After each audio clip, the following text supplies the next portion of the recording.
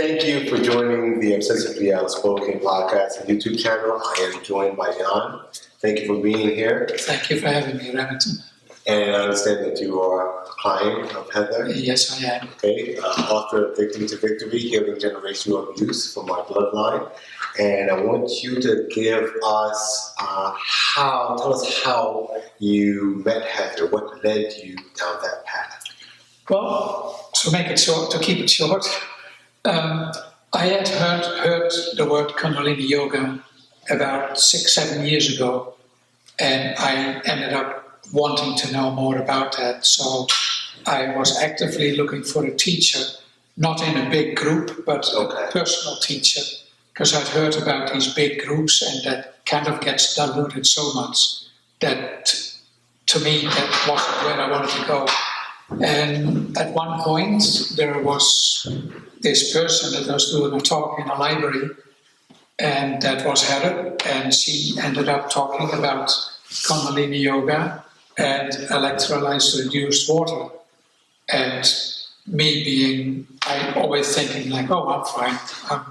I got no problems in my life. I all of a sudden realized the lack of water in my life. I never drank water unless it was in coffee, and lots of it. And that is what brought me to Heather, and I started doing some tentative little weekend workshops with her. Okay. Which I really enjoyed. Now, how long did it last? These weekend workshops were just like 2 hours or 3 hours a day for 2 days. And that took about 3-4 months that I did that. And then I thought, maybe I want to do some more. Maybe I want to get more into this work. Because it was kind of resonating with me. I was enjoying the interaction, both with the teacher and the other people in the group. Small groups, but it's like when you, in an intimate group, you meet as strangers and you leave as family. Sure. Because you share intimate stuff with each other. You can't help it, you just do it because the right questions are asked. And so that's how I got started and got really involved in the work. And at what point did you say, what happened exactly for you to say, you know what, I want to... Yeah, good one. There was one session, first of all, before that, I was really interested in the work with Heather because she was giving me practical exercises to work on this physical, incredible machine. Just imagine, you stub your toe and the word ouch comes out of your mouth. Right. How did that happen? Mm-hmm. It's the computer chip that receives the message, something is wrong down there. Then the brain says, time to say something, to give a warning. Now, we've done that all our lives. We've stored stuff through physical hurt, through emotional hurt, through things we perceive as good or bad. So by the time I was an adult, all this stuff is stored up here, and that has directed how my life went. Okay. So when I started to learn about these protocols, about putting your fingers and your feet, your body in certain positions to activate energy in your body, I related to that because I could feel it. And one particular afternoon, I was with only one other person. Heather was working with the other person, and he said, "You go sit in the corner and go do a simple exercise." I'd done nothing bad, but I was in the right place. So I did this exercise where I connected certain meridian points of my fingers over and over again for an hour. And with that came sounds, sa, ta, na, ma. And when I did it for an hour, okay, she says I need to do this, I'll do it. And I did. When I came out of that particular afternoon meditation, I felt exactly the same tranquility as years before that I had done a 3-day and 3-night fishing quest in the forest. I sat there for 3 days, 3 nights, no food, no water, no nothing. And I came out of that with a level of tranquility like before that I had never experienced. And this was the second time, but only after the work, 1 hour. Wow. I didn't have to sit for 3 days and 3 nights to get that kind of result. That sold me 100%. This is the way to go to really get in tune what's happening in the body and heal whatever residue there is of the past experiences. I had had accidents. I'd come off motorbikes at 70 miles an hour. I'd been in concussion for half an hour. And I thought, that's not a problem. I'm here, I'm fine. Right. But that I'm here, I'm fine came from my upbringing, where mom and dad were always fine. And I really tuned into my dad, and he was always positive. He never had a negative thing to say about anybody. I doubt that he even thought anything negative. Sure. However, they came each out of a family. Their parents had endured the First World War. My parents, at teenage and a little bit older age, had endured the Second World War. And they came from families of 11 kids each. Mm-hmm. They had endured unbelievable stuff. That some of that got transferred onto me too. And through the work with Heather, I learned about why do I feel guilty about my life? Why do I feel lesser than somebody else? All these emotional crap stuff. You're fine. kept coming up, like bubbling up, like came to a sort of a crescendo, like I can't deal with this anymore, but I'm feeling it all the time. And I would bring my frustrations to Heather, of course, and she probably would, oh God, not another one.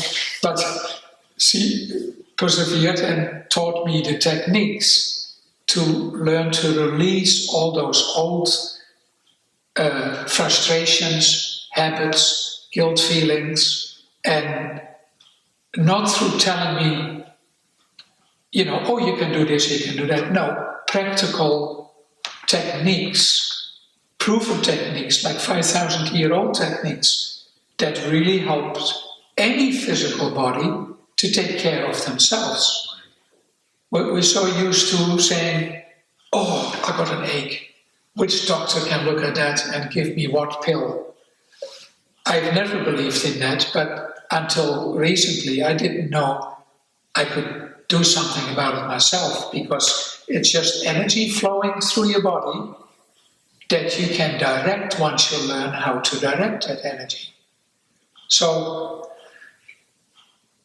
my upbringing was not traumatic, but I was so sensitive as a little kid.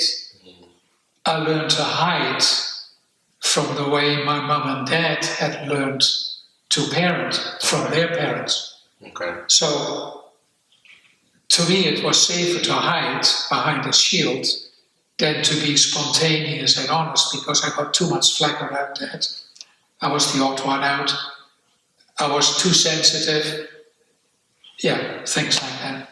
So this is your first time after seeing Heather that you feel like you're actually living life as you were meant to? I've worked with Heather for about 2 years, 2.5 years, and I can honestly say I'm starting a brand new life. Brand new. So you're more spontaneous? I'm more spontaneous, and I'm still working on it. It isn't like, oh, I'm healed, I'm done. Right. No, that keeps going. We keep progressing if we keep doing the work that we need to do for ourselves. But we become more aware of who we are. I'll put it more personal. I've become more aware who I am, and learn to discern when I'm not looking after myself, and when I am looking after myself, directing my own life instead of going by what I've been taught by society, even through the schooling system, the educational system, the medical system, it is all based on past knowledge, how we get told how to behave in the future. And we are living in a changing times. It doesn't work anymore.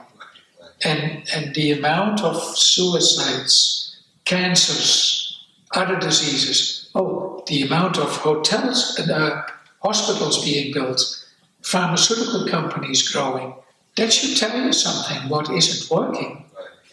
So that's how I look at it. And I'm not screaming it from the top of the roof. I just live it. I just try to be an example what life can be like. Sure.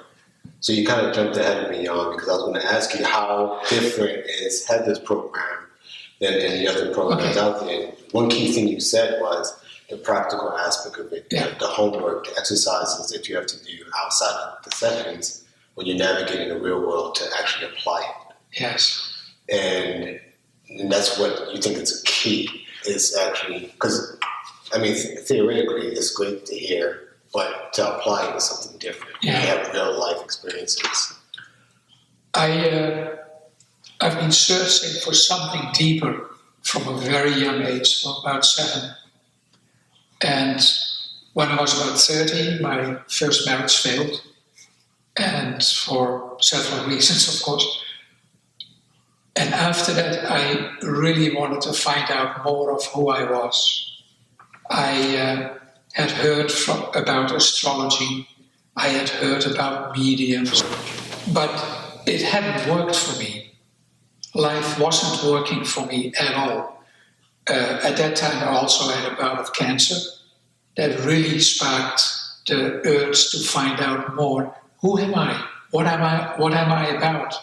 I've never really been happy. I put on a happy face. I've learned to be good at that. However, I haven't been deep down. I go at night, a good example, I go to bed at night, before then, and I feel alone. Whether I was with my wife, whether I had my kids, whether I had my business, whatever I did in life, in the wee hours of the middle of the night, I would feel desperately alone. And from that I knew there was something missing in my life. Something I couldn't even put a name to. I started to cry. It's like that is getting close to touching the essence of my life. I believe we've all come to do something here.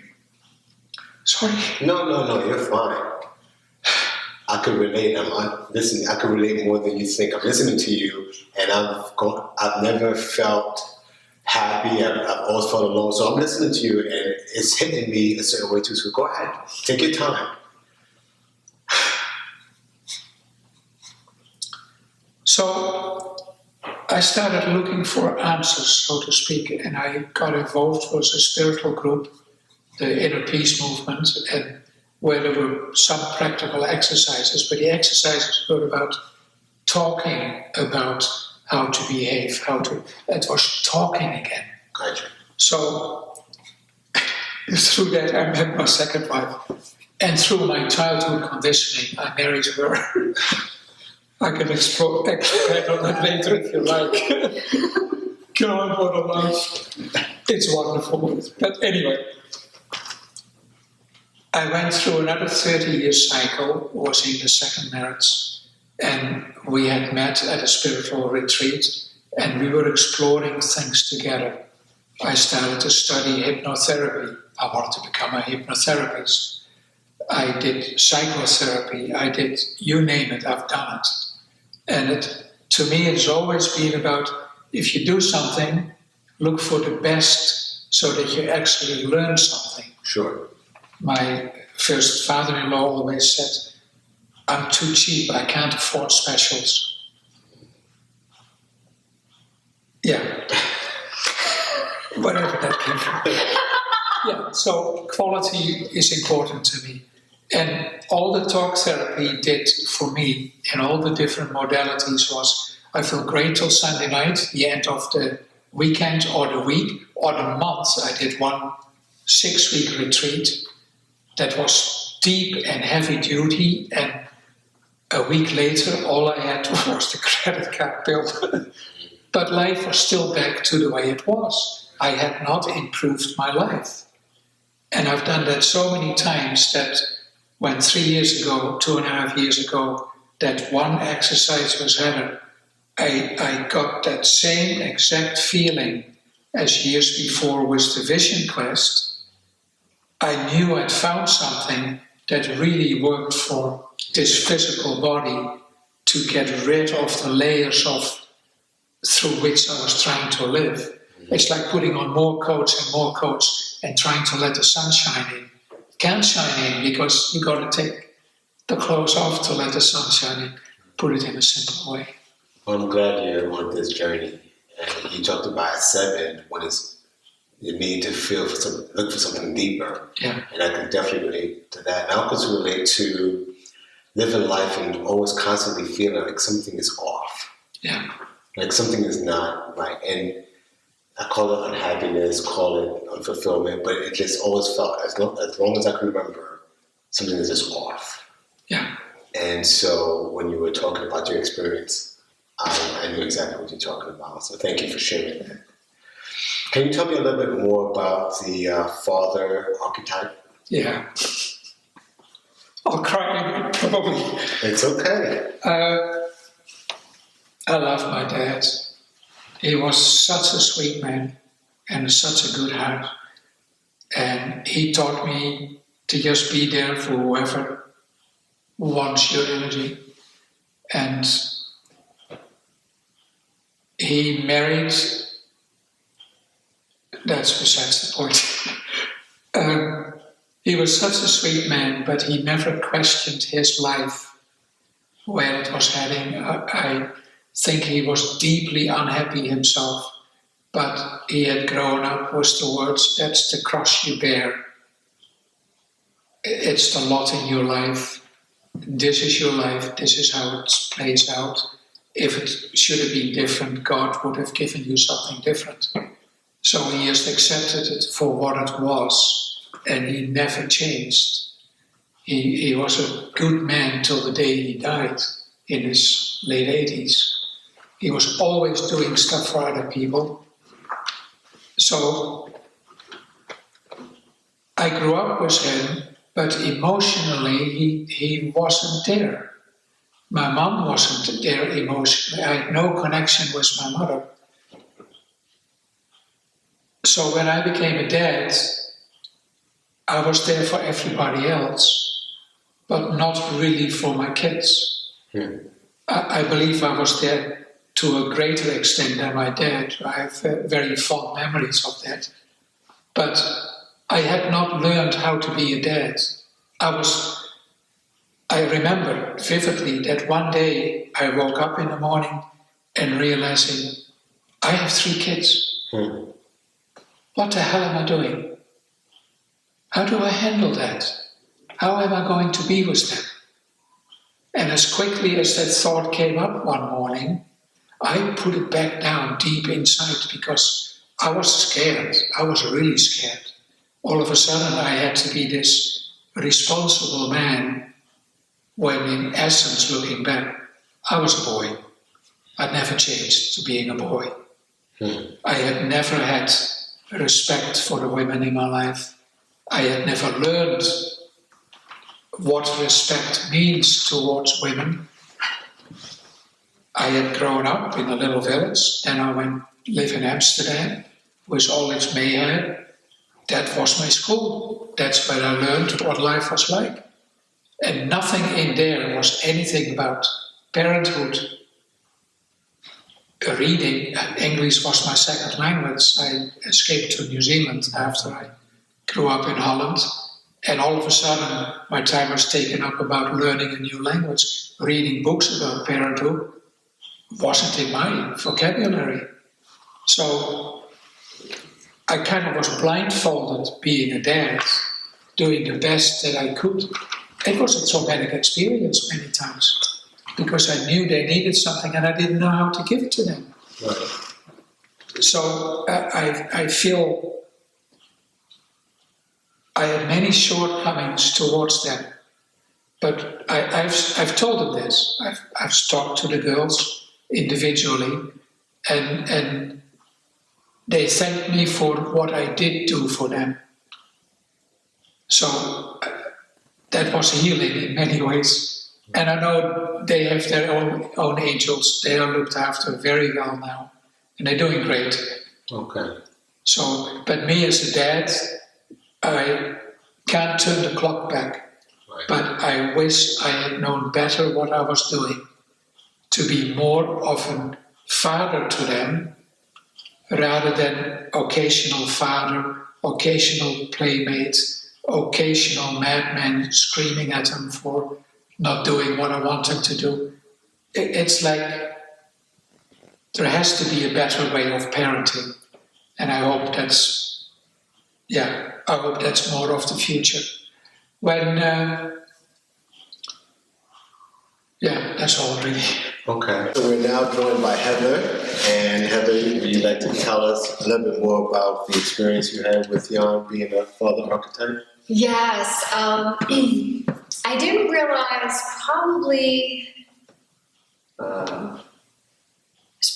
about 5 or 6 months in when I was working with Jan that I realized that he reminded me a lot of my biological father.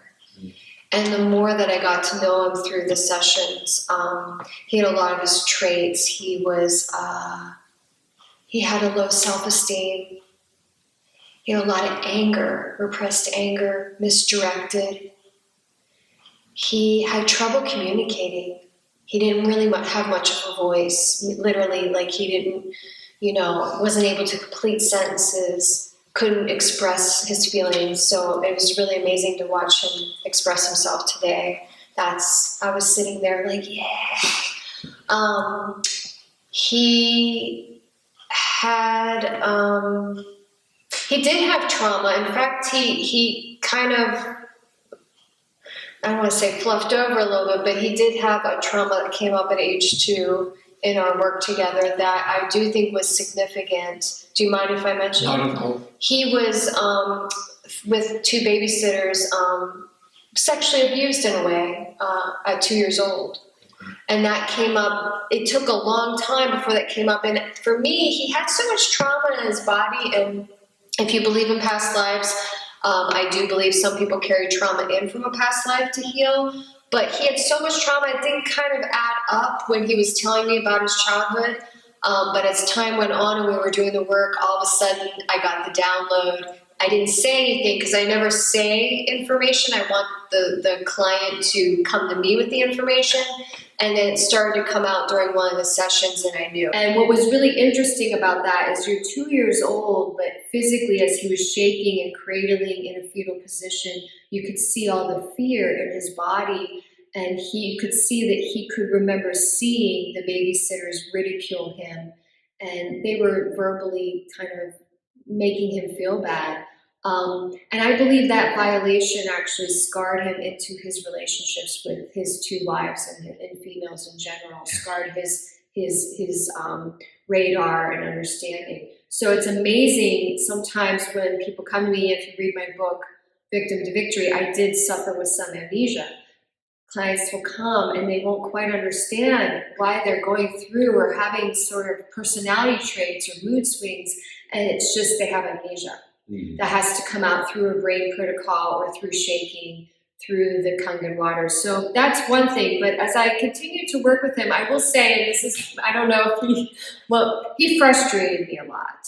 I got really frustrated with him. I'm very passionate. I go all in with my clients, but because my relationship with my father, I was always frustrated because I felt that he was verbally and emotionally abused by my mom, by my perspective.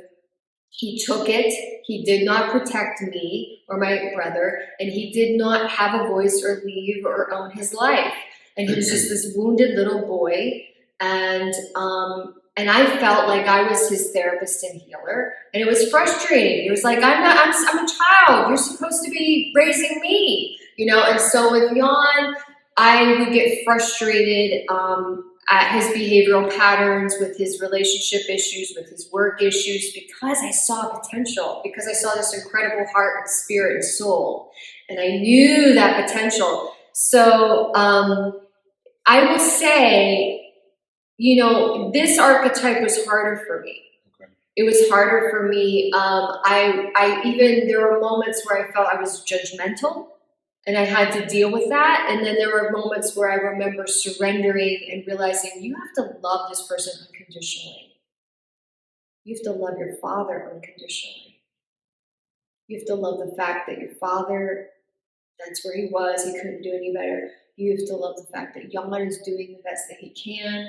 He is moving in his pace.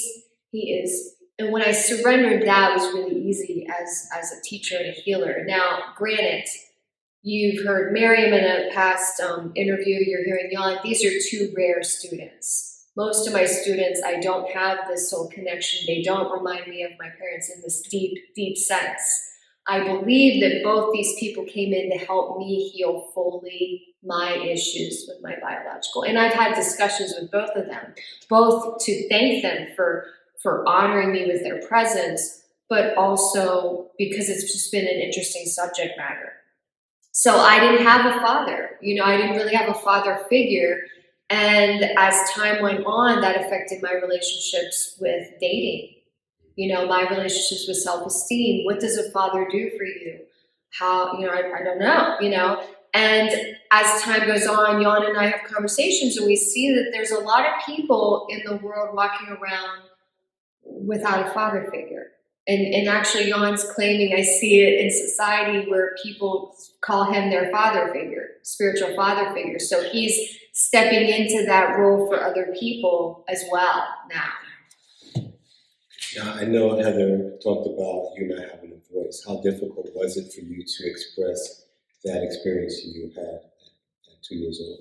It was agony. It was agony at first to... I felt I had no right to say anything what had happened in the past. I felt I could not get my voice out. In some of the sessions with her, I would try to bring it out, and the whole body would ache and shake, but I don't know how many sessions, but the words would not come out. Not even a sound would come But the out. body was telling you, right? Oh yeah. Yeah. Oh yeah. I would feel it in the whole body. Okay. But I had learned to not say anything. Okay. Suffer in silence, the Catholic way. Suffering, oh, you must be doing something right.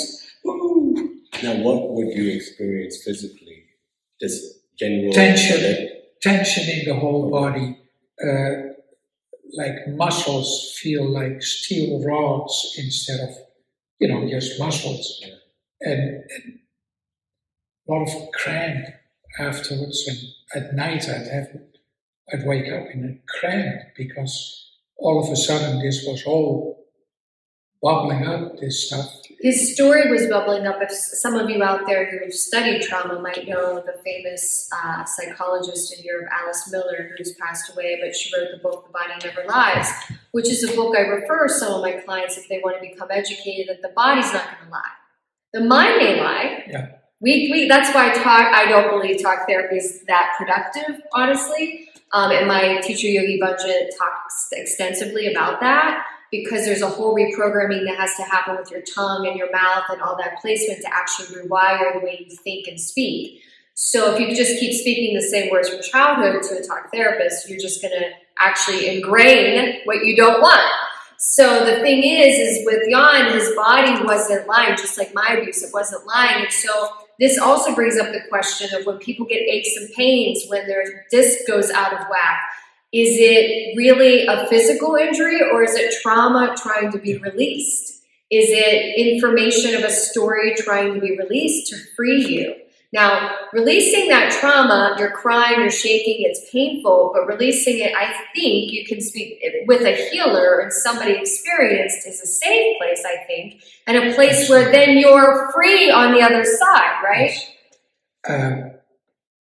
the only place to do this work at is when you feel safe with somebody. And I trust Heather 100% in everything she does. If she says, do certain things, I just do it. I don't question it. If I were questioning it, I would question if I'm with the right person. Mm-hmm. So I had made that decision 2.5 years ago after that one particular exercise, that once you know you trust somebody, you follow them, you do what you're supposed to do, you do it regularly, you do your homework. If you don't do your homework, you're the only one paying for it. And you're paying a big price because you're dishonoring yourself and you're dishonoring the teacher who's there for you. So that goes hand in hand, and that can come back to you later on to karma. And that's all really. Yeah. So I think once he was able to start shaking and crying and release it, that's when the voice slowly came Very out. slowly. Yeah, very slowly. Mm-hmm. Part of that process was also for me to forgive those two women. Mm-hmm. I had to sit down. At one point I remember going like, how long am I going to revisit this thing? And how long am I going to remember this? First I had to make peace with the fact that it had happened. Then I had to make peace with that they were still out there doing whatever they're doing. And then I realized I need to forgive them so I can let them go, which I did. And that's why I hadn't even thought about it. I know. That's just wonderful. I'm not trying to hide it, but that's just another thing. I went to Siberia, and oh yes, I was actually, that was there too. Yeah. It is not an issue anymore because I've really released it. So absolutely. it's not part of this computer anymore. Uh-huh. That's right. So, and you have a voice now for a reason. You have a voice not to be silent anymore, so you might as well just... Yeah, I can share it. You can share it now. Yeah, I'm an open book. That's right. If I can, and I'm finding that with several people in my life at the moment, the more honest I am communicating what I feel, the more beneficial it can be for the person on the other side of me, because there may be something in it that is just what they needed to hear. Absolutely. So if I stop screening what I'm saying to somebody, just let it flow, then I'm doing my part in the communication process. Instead of wondering, I can't say that, or I shouldn't say that. Forget about that. Just say what you feel that you want to say and let it flow. Agreed. And I think, so one of the things as Jan continued his process of healing, and he also was an extremely disciplined and focused student and took the work seriously. So he was another example of these sciences do work if you actually do the work, which was really wonderful, is as he unraveled the hard shell, there was this beautiful, warm, loving soul that there's masculine and feminine energy. And it's been really healing for me to watch him, to know him, to see him interact with the community, and that a real man cries, and that a real man doesn't have to be this hard, swearing, image. It doesn't have to, when they're upset, be angry, raise their voice, but lovingly just say, hey, what's going on? So for me to watch that progression has just been really healing for me as a woman. I would like to add one thing. Sure. There was one aspect that has really helped me too, and thank you for the introduction of the Kangen water. Mm. The electrolyzed reduced water has really taught me that not only emotionally we can heal our body, but physically we heal our body through the Kundalini Yoga process, but also through the taking in the right water that benefits our body instead of adding more chemicals to our body. I think that's crucial in the healing process. It is, because Jan, it took about a year as he was drinking the water consistently, gallon and half a day, that the crying and the shaking started to happen. I do recommend and educate my clients on the water. I send them the doctors who are on my team. I send them the clinical research. It's been in Japan's hospitals for 44 years. So this machine's not going anywhere. It has its stamp. It is the best. And the healing properties last for 24 hours. And I tell my clients when they come on board, look, I'm not trying to sell you a product. I'm just telling you, if you want a full healing, it's my responsibility to say you're going to need this product. And you're really going to want it for the rest of your life for all the health benefits anyway. But Sure. I also noticed Jan's thinking got better. I think the water. Absolutely. Yeah. I think clearer. Yeah. My memory is getting better again.